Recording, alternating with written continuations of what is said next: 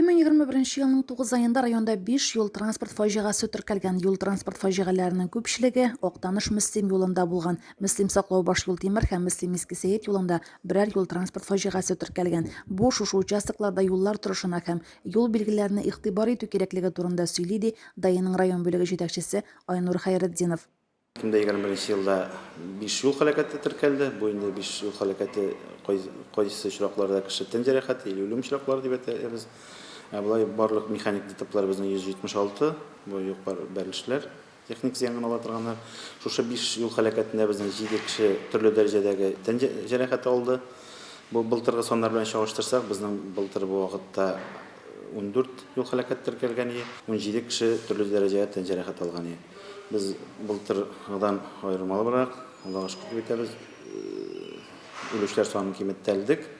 Yol facialarının tüp sebepleri ise tezlikni dürüst sayılamı hem yolda transport şarasının ornaşuuna beyli qagidələrini buzu bilen beyli. Facialarını kesətu maqsadında yuxidi xizmətkarları türlü şey iş alıp bara, profilaktik aksiyalarını da iş ütkərələr. Bizden bugünkü günge 78 kişi rol altında esirek keliş tutuldu. Alдағы yılda bu onga kemirek idi. Bizge de şu sonlarını arttırma yüzünden yolda kezu turlarını arttırıp, reyt sonlarını arttırıp bilen jenger biz de biliriz. Hem indi maşina yürütüşlerden, jevurlardan özlerini saklavaları, yol kavidelerin, teşhir talep ötürlerini sıralıyıp. Müslim Avcılığı Başkarma Komiteti jetakçisi Runar Sahbetdinov rayon üzerinde yollarını kordan çistartı için 5 öz boşaltqıç KAMAZ, 2 avtogreyder, 2 pogruzчик, mini pogruzчиклар hem başka texnika bilen başqaraşağını etdi. Rayon üzerinde 66 uram var, 13 uramda bortlar yasaldı. Әлеге урамларда qorны tüyep tügü planlaştırıla.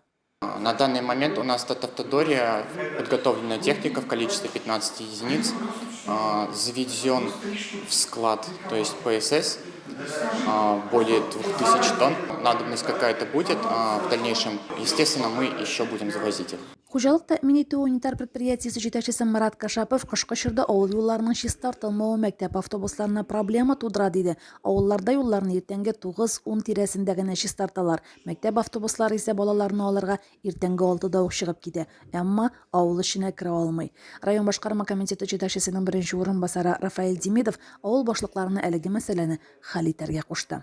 Римма Авзалова, Динар Минхаҗев, Мөслим телевидениесе.